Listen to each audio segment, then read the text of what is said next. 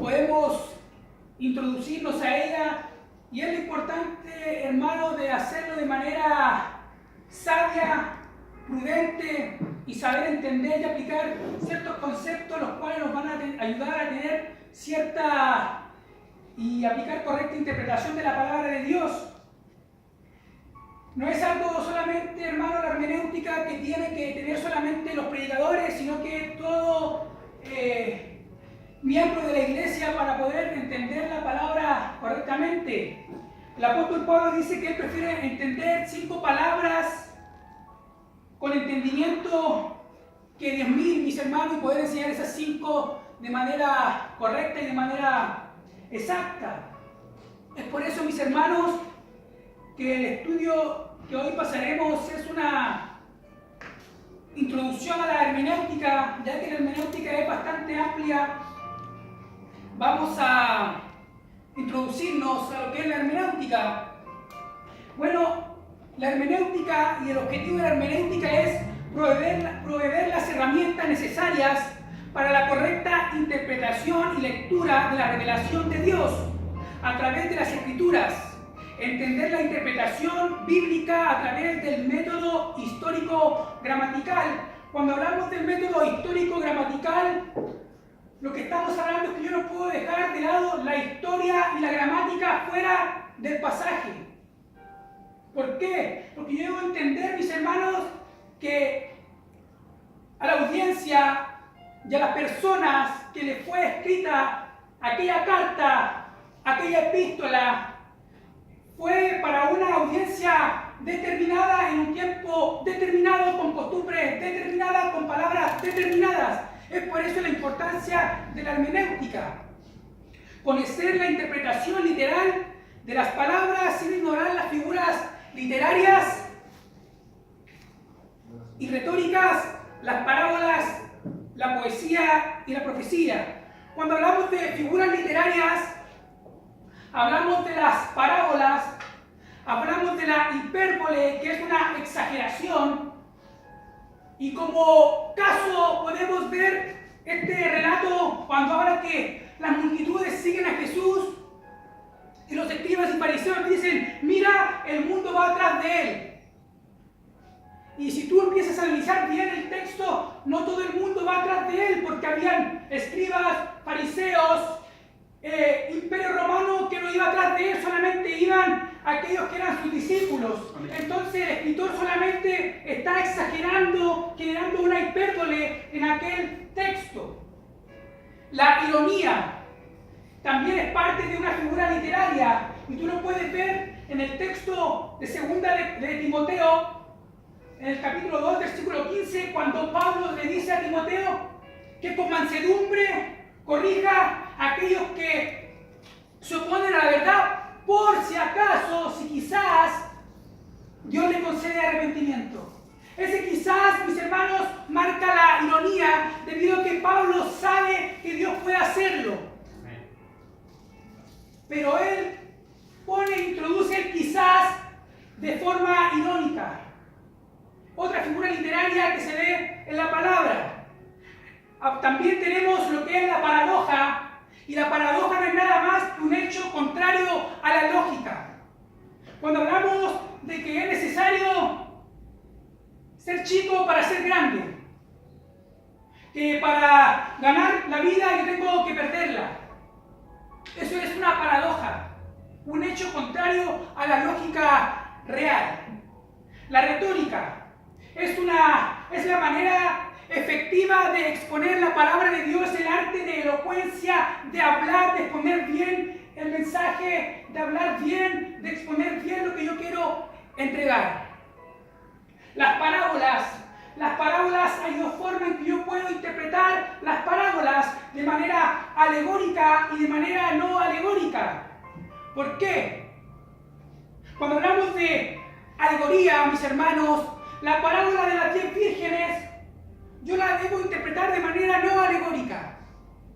Yo no puedo decir algo que el texto no dice. Por ejemplo, cuando digo que el aceite es el Espíritu Santo, cuando digo que la noche es el mundo, cuando digo que las vírgenes prudentes no quisieron convidar de su aceite, entonces su corazón no era dadivoso. Lo que ese texto está expresando solamente es estar preparados. Nada más. Entonces cuando yo empiezo a introducir cosas, estoy generando una alegoría. De la misma manera cuando veo la parábola del sembrador, donde ahí me dice la palabra que cada semilla o cada tierra reflejaba diferente corazón. Me dice que cierta parte cayó en el camino, unos en pedregales, otros en espinos y otros en buena tierra. Entonces la palabra ya, o la parábola ya me está diciendo qué es lo que refleja cada cosa. Yo no estoy introduciendo nada a la palabra. La poesía, lo que vemos en los libros poéticos, los salmos, proverbios, Eclesiastés, Cantar de los Cantares, y la profecía. Y para que entendamos, la profecía es el mensaje inspirado por Dios a través de los profetas, y la función principal de un profeta era exponer la voluntad de Dios, llamar al pueblo al arrepentimiento, exponer el juicio de Dios y anunciar la entrada del Mesías, que tú y yo la vemos en toda la revelación del Antiguo Testamento. Esa era la función principal de un profeta, no era predecir el futuro. ¿Por qué? Porque el profeta aún sabía cuándo habían de acontecer las cosas o los sucesos.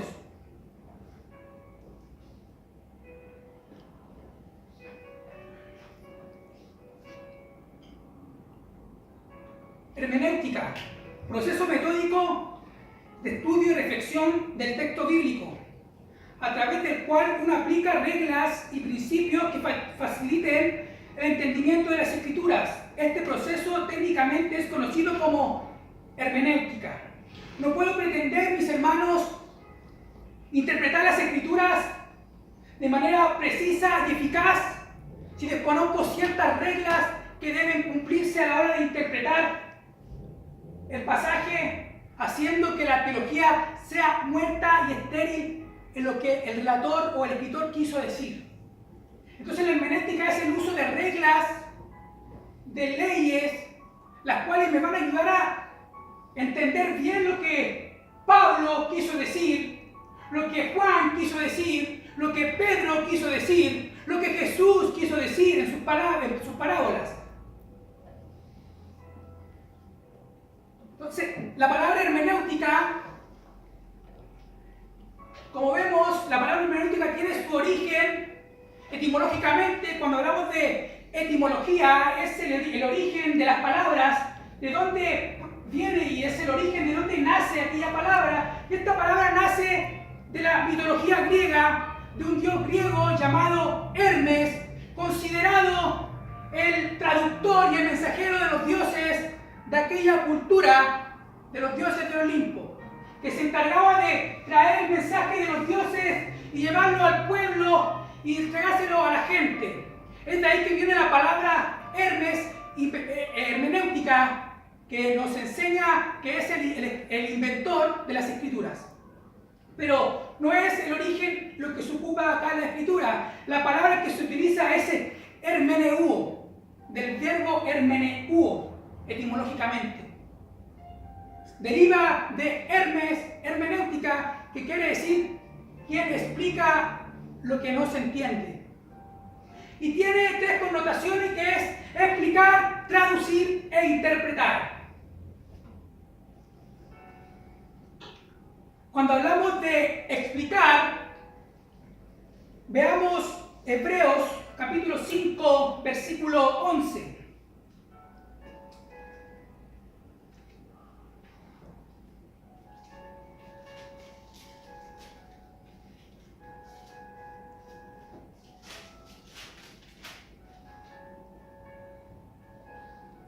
Acerca de esto, tenemos mucho que decir y difícil de explicar, por cuanto os habéis hecho tardos para oír. La palabra explicar precisamente significa desenrollar algo plegado, extraer eso desde el interior y llevarlo hasta el exterior y explicarlo de la mejor manera posible. Interpretar. Primera de Corintios capítulo 12, versículo 10.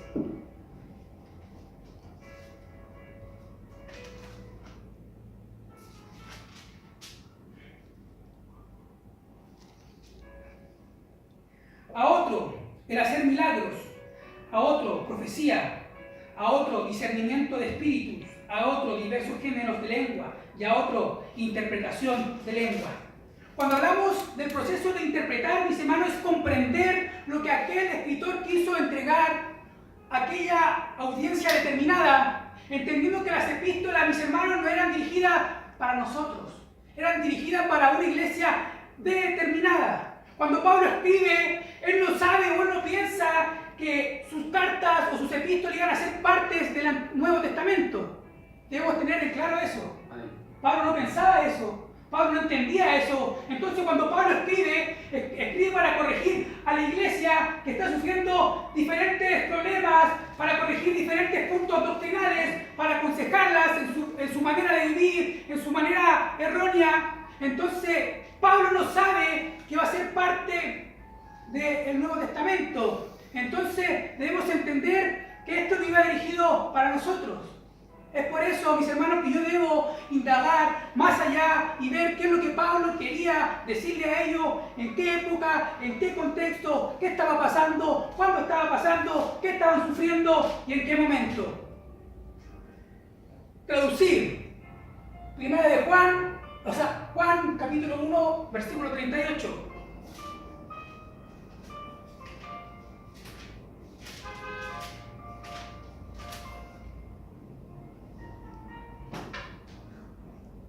Y volviéndose Jesús y viendo que le seguía, les dijo: ¿qué buscáis? Ellos le dijeron: Rabí, que traducido es maestro, ¿dónde moras? Cuando hablamos, mis hermanos, de traducir, consiste, mis hermanos, en comprender el significado original de la palabra, etimológicamente, y qué es lo que esa palabra quiere decir, qué significa, hacia dónde va dirigido el significado y qué es lo que quiere transmitir aquella palabra. Por eso es importante el estudio etimológico de las palabras, porque me cambia todo el contexto del pasaje.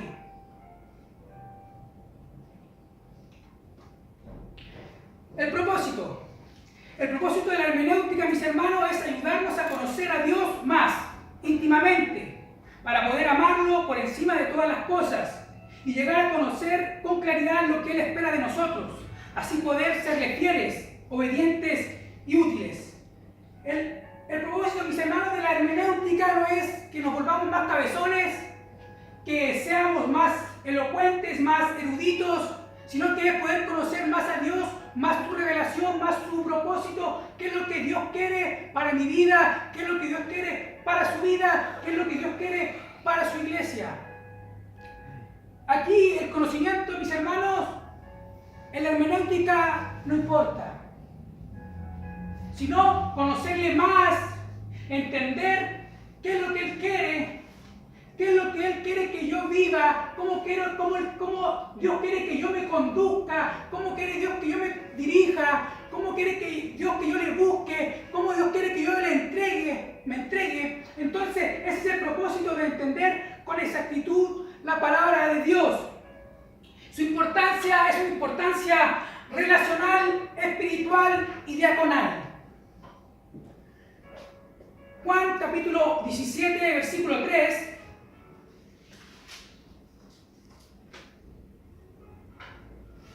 Y esta es la vida eterna, que te conozcan a ti, el único Dios verdadero, y a Jesucristo, a quien has enviado.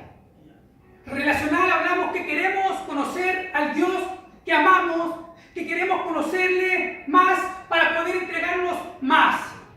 Conocer al Dios que nos amó primero, que nos amó antes de la fundación del mundo, y que nos amó y que nos llamó desde la eternidad, mis hermanos, nos dio una gracia, una salvación desde antes de la fundación del mundo.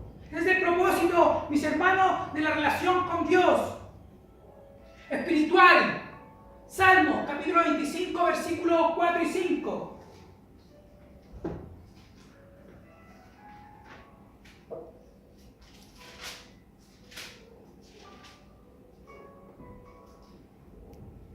Muéstrame, oh Jehová, tus caminos.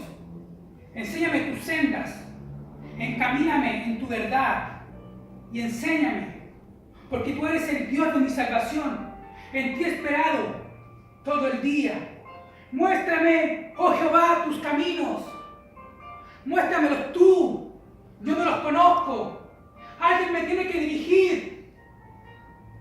Yo no puedo dirigirme solo. Muéstrame tus caminos, porque queremos conocerte más espiritualmente, queremos seguir creciendo, queremos seguir avanzando, queremos cambiar el corazón, queremos cambiar la manera de pensar, queremos crecer para amarte más, para que seas transformado, queremos parecernos a ti, queremos cada día buscar más de ti, espiritual. Y así, mis hermanos, también un propósito diaconal. Juan capítulo 12, versículo 26.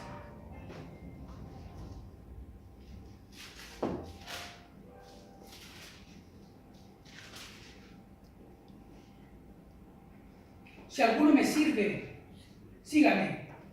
Y donde yo estuviere, allí también estará mi servidor. Si alguno me sirve, mi Padre lo honrará. Servimos al Señor con amor, mis hermanos, porque le conocemos y porque conocemos su voluntad. Y sabemos que Dios nos envió a servir y porque Él nos dejó un ejemplo y queremos imitarle a Él y queremos ser como Él y queremos buscar más de Él y queremos reflejar lo que Él es. Por eso, mis hermanos, la importancia y el propósito de una relación espiritual, diaconal y relacional a través de la correcta interpretación de la palabra.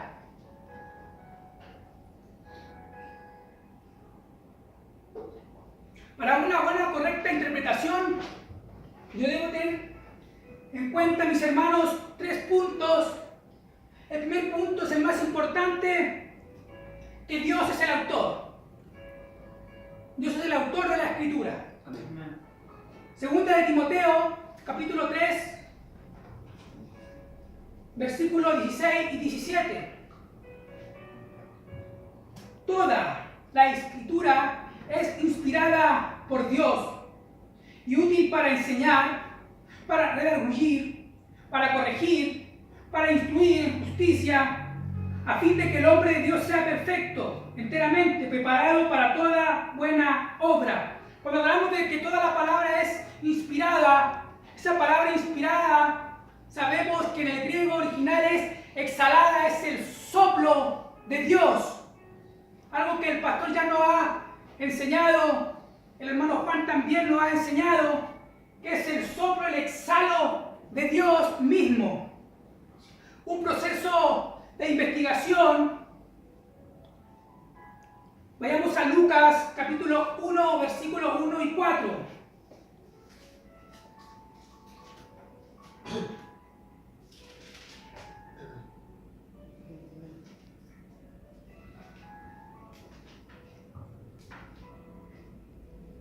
Puesto que ya muchos han tratado de poner en orden la historia de las cosas que entre nosotros han sido ciertísimas, tal como nos los enseñaron los que desde el principio lo vieron con sus ojos y fueron ministros de la palabra, me ha parecido también a mí, después de haber investigado con diligencia todas las cosas desde su origen, escribírtelas por orden, oh excelentísimo Teófilo, para que conozcas bien la verdad de las cosas en las cuales has sido instruido. Mis hermanos, entendiendo que Lucas es un testigo ocular, ¿cómo que Lucas escribe su evangelio? Lucas lo hace a través de un proceso de investigación. ¿Y cómo ocurre ese proceso de investigación? A través del Evangelio de Marcos, ya que Marcos es el primer evangelio que se escribe según los historiadores. Entonces, Lucas y Mateo escriben contemporáneamente tomados del Evangelio de Marcos. Y mucho después escribe Juan. Es por eso, mis hermanos, que un proceso de investigación, de recopilación de las cosas, de los hechos, es lo que Lucas plasma en su evangelio. Porque él le dice que trata de recopilar las cosas en el orden cronológico de lo que él fue recolectando, y es lo mismo que él escribe en el libro de los Hechos, de manera de investigación, ya que en el libro de los Hechos solamente se nos relatan los primeros 30 años de historia de la iglesia. La iglesia sigue escribiendo su historia. Es por eso, mis hermanos, que es importante la investigación del pasaje de la palabra de Dios para darle una correcta interpretación. Lo más probable, mis hermanos, que el día de mañana Miguel, Elías o la pequeña Prisca crezcan y uno les pregunte qué es lo que es un disquete. Y ellos no van a saber qué es un disquete, porque no era de su tiempo. Entonces ellos van a tener que volverse a los años del disquete y saber qué es lo que era un disquete. ¿Por qué? Porque no es contemporáneo al tiempo de ellos. En el tiempo de ellos habrán otras cosas, otras tecnologías más avanzadas. Es por eso la importancia de la investigación y de volverme a la época contemporánea de lo que se estaba viviendo. Contexto histórico gramatical. Cuando dijimos hace un momento en la introducción, no podemos dejar el contexto histórico gramatical de lado, separar la historia de la gramática. Veamos Romanos capítulo 1, versículo 16.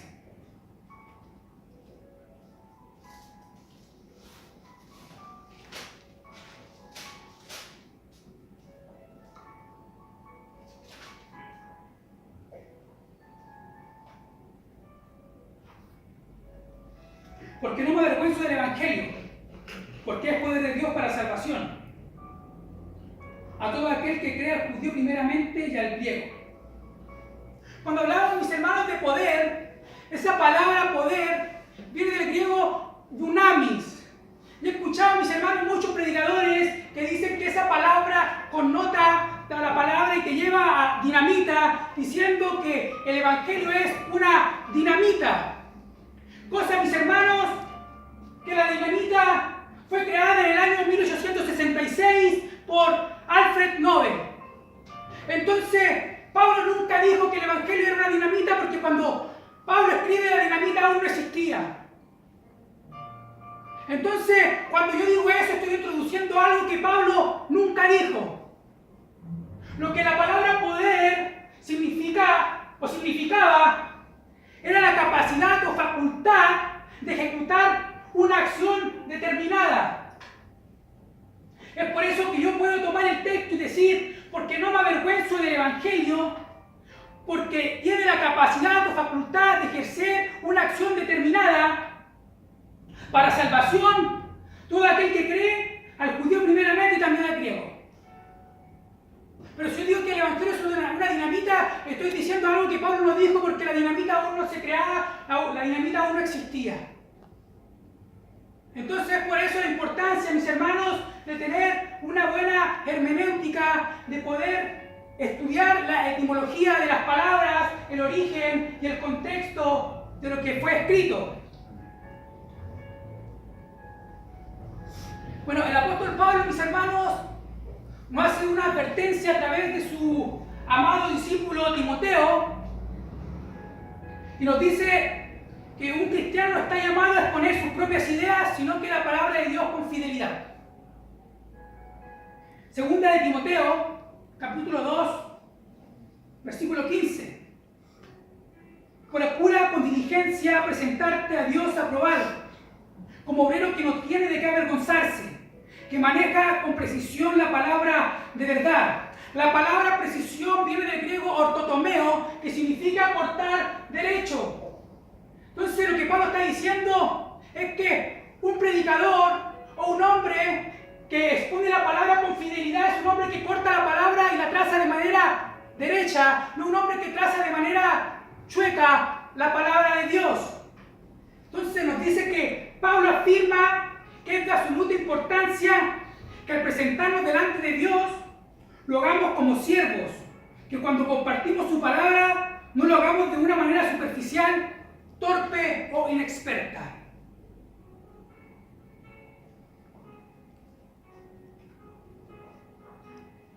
Bueno, mis hermanos, dijimos que la hermenéutica busca, mis hermanos, entonces dar una correcta interpretación a lo que es la palabra de Dios a través de leyes, a través de reglas, a través de procesos, los cuales nos van a ayudar a interpretar la palabra, el pasaje de manera correcta. Y en la hermenéutica, mis hermanos, hay dos procesos que van muy de la mano, pero que se contraponen, se contradicen, que se desunen, que es la exégesis y la eisegesis.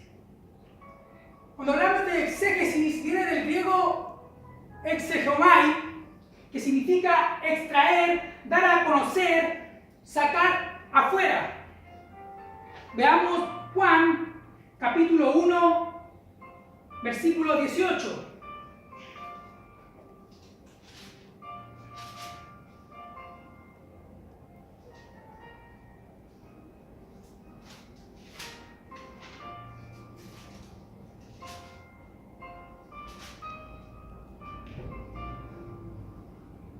A Dios nadie le dio jamás el unigénito Hijo que está en el seno del Padre, Él le ha dado a conocer.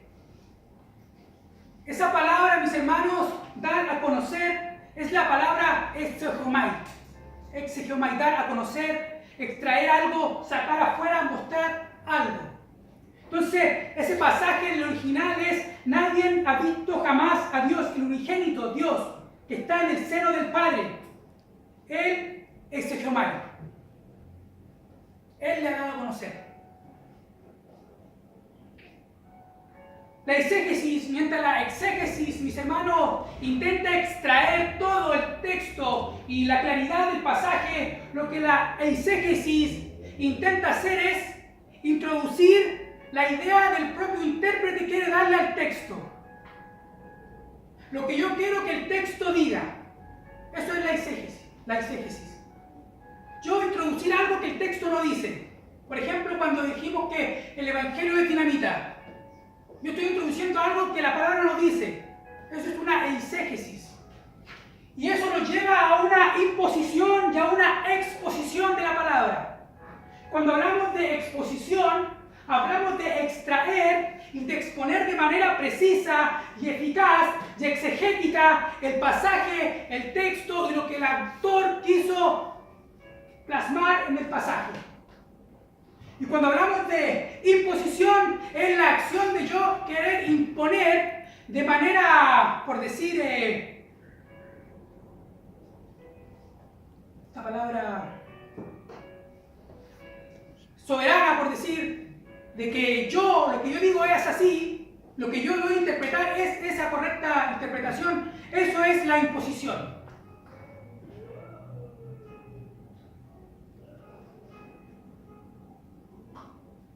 Vayamos, mis hermanos, a un caso práctico. El pastor Richard, llegué yo y me habla y me dice que los jóvenes no están viniendo a la iglesia. Me dice que no están viniendo a la iglesia, que los papás están asistiendo fielmente y que no han venido. Entonces, él quiere que le enseñemos a los jóvenes a que sigan el ejemplo de sus padres para que ellos puedan seguir ese ejemplo y puedan seguir asistiendo fielmente a la iglesia. Entonces, yo fui de manera apresurada y preparé un sermón y le puse la importancia de asistir a la iglesia. Y lo estudié. Tomé un pasaje y este fue el pasaje que yo tomé. En 2 de Crónicas, capítulo 27, versículos 1 y 2. Donde dice: Jotán tenía 25 años cuando comenzó a reinar y reinó 17 años en Jerusalén. El nombre de su madre era Jerusa, hija de Sadoc, e hizo lo recto ante los ojos del Señor, conforme a todo lo que su padre Usías había hecho. Pero no entró en el templo del Señor, y el pueblo seguía corrompiéndose. El rey Jotán fue un buen rey como su padre Usías, excepto porque Jotán no iba al templo.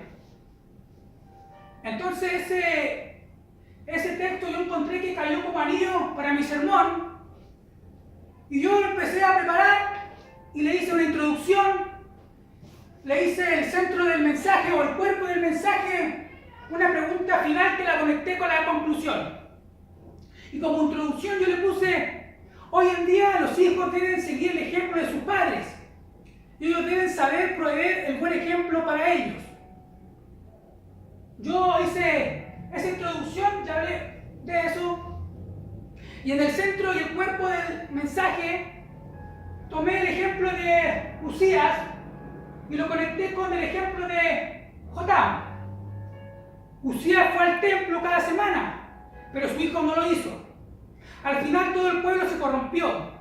Así también muchos jóvenes de hoy dejan la costumbre fiel de sus padres y no asisten más a la iglesia. Entonces yo enfoqué mi mensaje en eso, en motivar a los jóvenes que siguieran el ejemplo de sus padres a través de este texto. Entonces desarrollé una pregunta final y le puse, ¿cuántas bendiciones Jotam dejó de recibir por no haber asistido al templo como lo hizo su padre?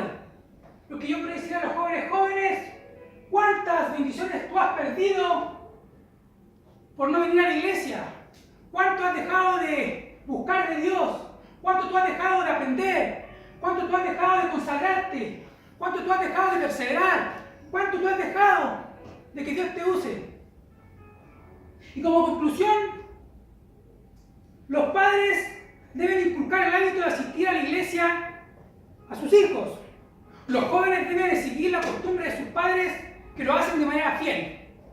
Entonces, yo hice ese sermón, lo preparé y se lo presenté a mi hermano Juan. Y le dije, hermano Juan, ya hice el texto, mire, revísemelo. Y el hermano Juan lo mira de manera detallada y me hace una corrección. Y me aconseja lo siguiente. Primero, debo leer detalladamente el pasaje buscando entender claramente el contexto de ambos reyes al leer sus historias completas. La historia de Usías, que la vemos en Segunda de Crónicas, en el capítulo 26, y la historia de Jotam, que está en Segunda de Crónicas, capítulo 27, donde en el capítulo 26 nos dice que Usías era el trono de su padre, Amasías, Jecolías, que su imperio iba creciendo de mayor en mayor hasta que su corazón se contamina y de manera arrogante quiere ofrecer incienso, cosa que a él no le correspondía, y como consecuencia es castigado con la lepra, pasa su tiempo solo y su hijo Jotam hereda el trono. La historia de Jotam es más resumida en el capítulo 27, nos dice que Jotam es hijo de Jerusa y de Usías. Su reinado era próspero porque él vivía en obediencia. Y yo tomé el texto en 2 de Crónicas, capítulo 27, versículo 6, donde dice, así que Jotam se hizo fuerte porque preparó sus caminos delante de Jehová, su Dios. Después, con más detalle, podemos ver la historia de los reyes Jotam y Usías del libro de Reyes, Crónicas, ya que esos dos libros son contemporáneos, ya que uno relata la historia religiosa del pueblo y la otra la historia política, y podemos tener más detalle de la historia del pueblo. Entonces, el contexto nos enseña que el rey Usías fue un buen rey que desobedeció al Señor cuando fue al templo y ofreció el incienso que solo podía ser ofrecido por los sacerdotes. Eso lo vemos en 2 de Crónicas, capítulo 26, versículo 16 al 20. Y como punto 2, su orgullo y su desobediencia fueron castigados con lepra hasta el día de su muerte. En 2 de Crónicas, capítulo 26, versículo 21. Entonces yo queriendo saber, mis hermanos, por qué Usías pasó demasiado tiempo solo y aislado, yo debo ahora saber y preparar un estudio de el Levítico, qué es lo que es la lepra, y ver en qué situaciones más la lepra fue causa de un castigo divino de parte de Dios por desobediencia. Entonces es importante saber, cuando el pasaje dice que Jotam no entró en el templo como su padre lo hizo, era simplemente porque él no quiso repetir el error que su padre cometió al entrar ilegalmente al templo, a realizar funciones que no le correspondían. Finalmente, mi hermano Juan me corrige y me dice que el sermón que yo había preparado estaba fuera de contexto, porque ese texto nunca era para eso, sino que ese texto era para corregir la desobediencia del pueblo o de la iglesia y la disciplina que Dios ejerce hacia su Hijo. Es por eso, mis hermanos, la importancia de aplicar las leyes de hermenéutica, las leyes histórico-gramatical, que la palabra o la Biblia deben aplicarse a través de la retórica, la parábola, la metáfora, la sinétoque y todas esas leyes las cuales nos ayudan a tener una correcta interpretación de lo que la palabra quiso decir o quiere decir, mejor dicho, y el autor quiso decir a una audiencia determinada, en un tiempo determinado, en una época determinada, con costumbres determinadas. Dios nos bendiga, Dios nos guarde y espero que este estudio haya sido de bendición para su vida. Amén. Amado Señor, te damos gracias por el amor y la misericordia que tú has tenido, porque eres bueno, fiel y verdadero, porque estás con nosotros, Padre amado, Señor, porque cada día, Padre amado, Señor, guía nuestros pasos, Señor. Guíanos, Padre amado, y llévanos a la verdad, Padre amado, Señor. Guíanos, Padre amado, en justicia, en rectitud, a través de tu palabra, para poder conocerte más. Cada día, Señor, amarte, servirte, con un corazón dispuesto, Padre amado, con un corazón abierto a tu verdad, Padre amado, Señor. Que tu palabra, Señor amado, sea lámpara, Padre amado, para nuestra vida, Padre, Señor. Que nos guíe, Padre amado, Señor. Que nos corrija, Padre amado. Que nos dirija, Padre amado, Señor. Que nos consuele, Padre amado, Señor. Que sea tu palabra, Señor, el emblema, Padre amado, y el estandarte, Padre amado, Señor, de nuestro corazón, Padre, Señor. Que todo lo que hagamos, Señor, sea hecho para la gloria y la honra de tu nombre. Amén y amén. Amén.